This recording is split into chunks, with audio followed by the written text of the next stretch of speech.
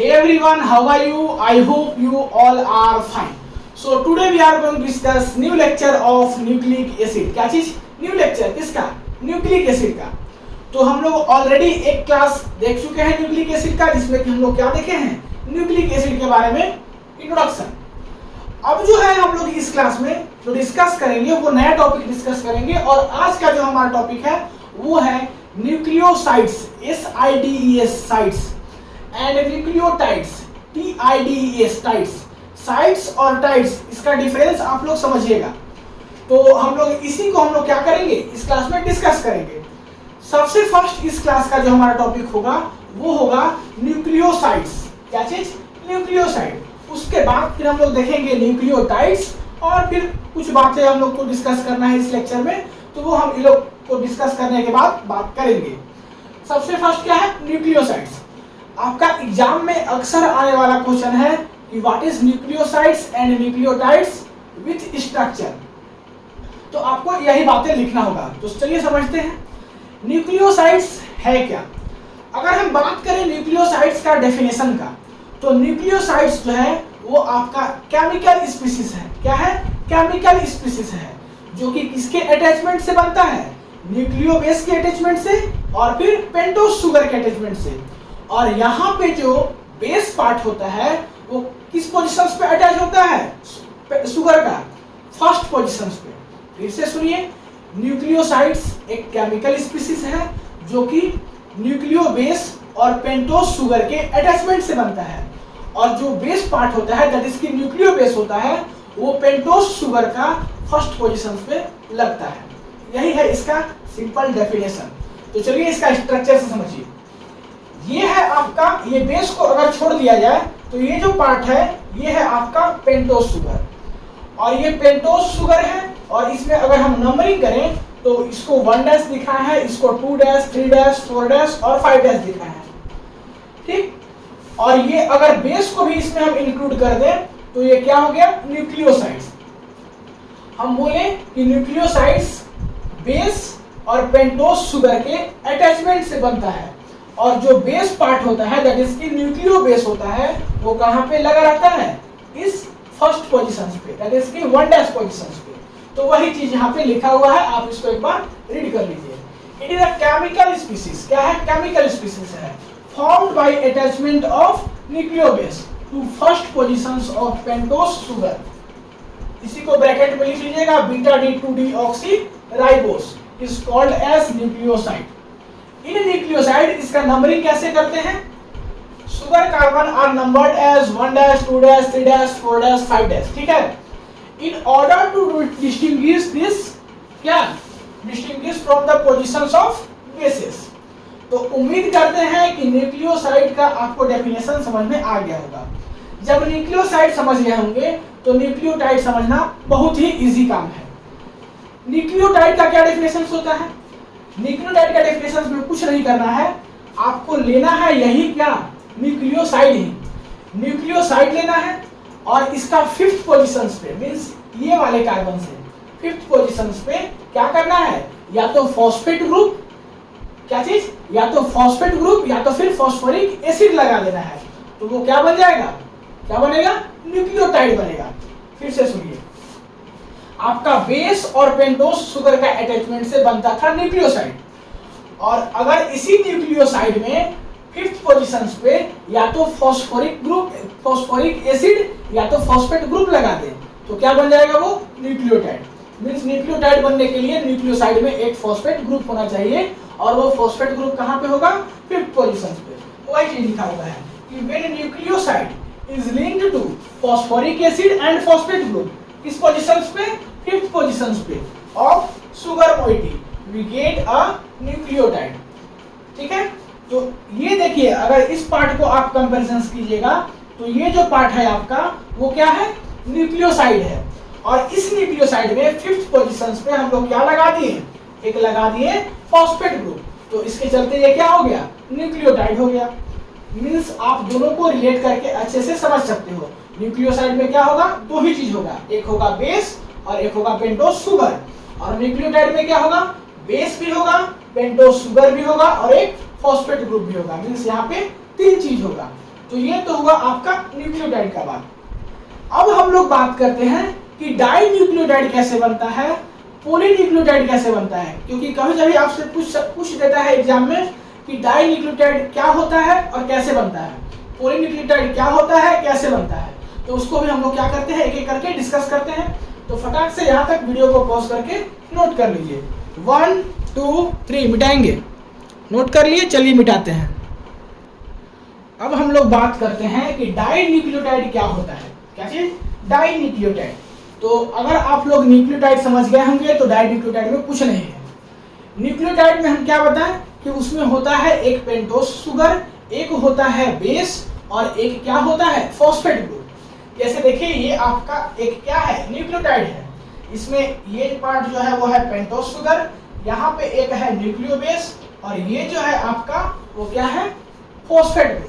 तो ये हो गया आपका एक न्यूक्लियोटाइड यूनिट का कंप्लीट स्ट्रक्चर। तो न्यूक्लियोटाइड समझ में आ गया।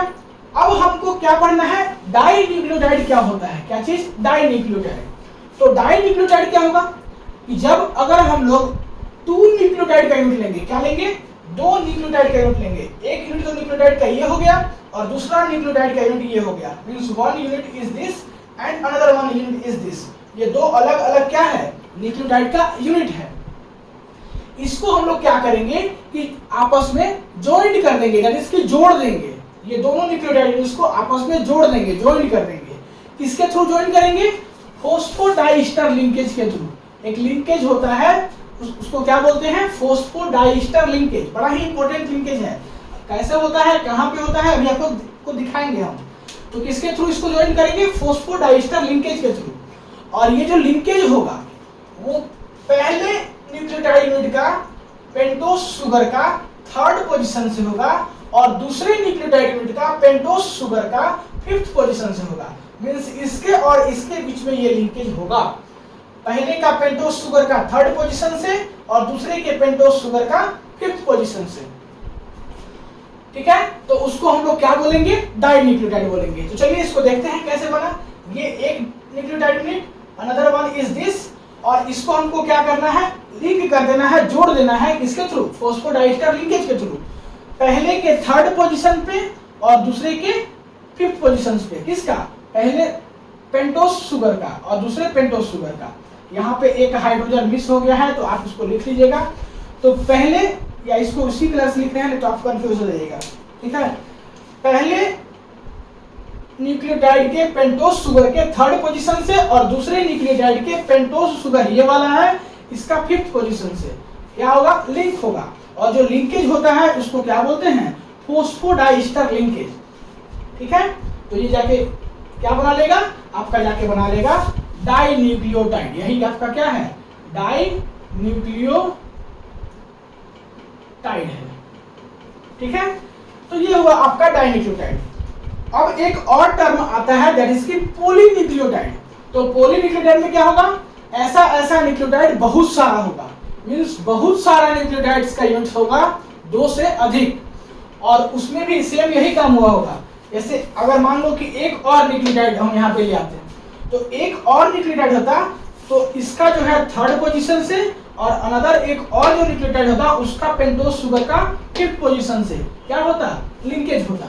वैसे ही और बढ़ते जाता तो क्या होता, लिंकेज बढ़ते जाता। मींस फॉस्फोडाइस्टर लिंकेज के थ्रू वो क्या होता, जुड़ते जाता। तो डाई न्यूक्लियोटाइड समझ में आ गया। अब हम लोग पॉलीन्यूक्लियोटाइड भी थोड़ा समझ लेते हैं। तो फटाक से वीडियो को पॉज करके नोट कर लीजिए। हम लोग देखते हैं अब क्या, पॉलीन्यूक्लियोटाइड। नोट कर लिए, चलिए मिटाते हैं। 1 2 3। अब हम लोग बात करते हैं लास्ट टॉपिक दैट इज की पॉलीन्यूक्लियोटाइड। क्या चीज, पॉलीन्यूक्लियोटाइड। तो पॉलीन्यूक्लियोटाइड क्या होता है हम लोग थोड़ा सा देखते हैं। एक मिनट रुकिएगा थोड़ा सा। पॉलीन्यूक्लियोटाइड क्या होता है तुरंत अभी हम बता रहे हैं।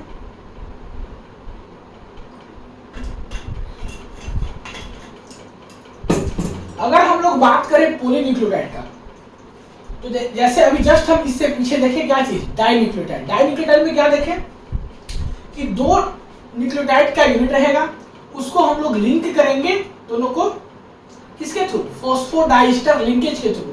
और किस पोजीशन पे लिंक कर रहे थे, पहले न्यूक्लियोटाइड यूनिट का पेंटोज शुगर का थर्ड पोजीशन से दूसरे न्यूक्लियोटाइड यूनिट का पेंटोज शुगर का फिफ्थ पोजीशन को और क्या बना रहे थे, डाइन्यूक्लियोटाइड बना रहे थे। सेम वही प्रोसेस यहाँ पे होगा बट चैन बड़ा हो जाएगा। बात को समझिए, वहां दो था न्यूक्लियोटाइड तो उसको बोलते थे डाइन्यूक्लियोटाइड। यहाँ पे अगर दो से अधिक कितना भी न्यूक्लियोटाइड यूनिट आ जाए तो उसको भी कैसे जोड़ेंगे, सेम उसी तरीके से जोड़ेंगे, फॉस्फोडाइस्टर लिंकेज के थ्रू जोड़ेंगे। और उसमें भी जो लिंकेज बनेगा वो 5' एंड 3' पोजीशंस पे बनेगा।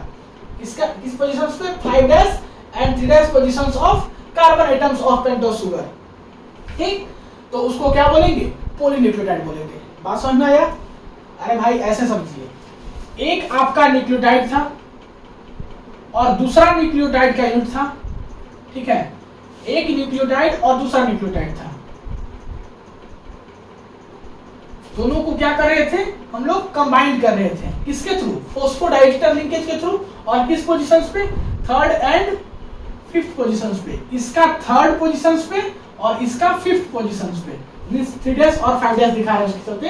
तो इसका थर्ड पोजीशंस पे और इसका फिफ्थ पोजीशंस पे। किसका, न्यूक्लियोटाइड में जो पेंटोज शुगर होगा उसका 3' पोजीशंस और इसमें न्यूक्लियोटाइड में जो पेंटोज शुगर होगा उसका 5' पोजीशंस। और हम लोग जाके क्या बना रहे थे, यहाँ से डाई न्यूक्लियोटाइड बना रहे थे। ठीक है, अब देखिए हमारे पास डाइन्यूक्लियोटाइड बन गया, लेकिन अगर हमारे पास एक दो और न्यूक्लियोटाइड होता तो क्या करते, इस डाइन्यूक्लियोटाइड जो बना है, मींस जो सेकेंड वाला जो हमारा नीचे बना था उसका थर्ड पोजीशन से, और फिर जो नया हम लिए हैं पेंटोज शुगर उसका फिफ्थ पोजीशन से हम लोग क्या करेंगे, ऐड करेंगे और इस चैन को बढ़ाते चलेंगे। मींस डाइन्यूक्लियोटाइड में ही हम लोग अगर और चैन को उसी प्रकार से इंक्रीज करते चलेंगे तो वो जाके क्या बनेगा, पॉलीन्यूक्लियोटाइड्स।